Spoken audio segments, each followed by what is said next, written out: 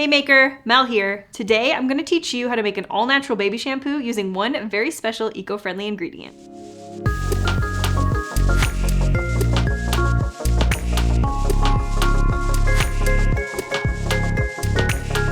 That ingredient is our all-natural soap nuts surfactant. For those of you who are not familiar with soap nuts, they're an amazing, eco-friendly, and gentle cleansing option that you can even use for laundry. For more information about soap nuts, check out our video, How to Use Soap Nuts as Laundry Soap, linked below.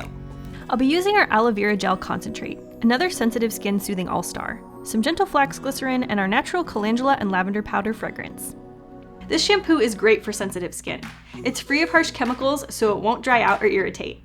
And we're using an all-natural fragrance, which is paraben, phthalate, and Prop 65 free. To get started, you'll need one 1,000 milliliter pouring pitcher, two 1.7 ounce borosilicate glass beakers, a 200 milliliter white PET foam pump bottle, a digital scale, and a bamboo mixing spoon.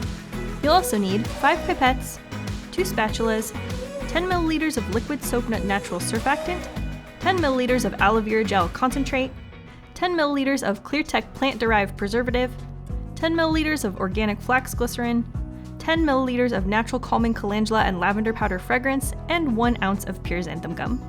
All these ingredients you can find linked below. Today we're making one 200 milliliter bottle of shampoo, but if you want to make a large batch for a small business, we got you. You can find the large batch recipe linked below.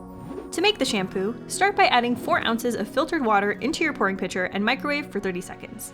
Then, add in your 10 milliliters of liquid soap nut natural surfactant and 0.16 ounces, or about half of your bottle of aloe vera gel concentrate, to your water and mix gently. Carefully pour this into your white foam pump bottle and set the bottle aside.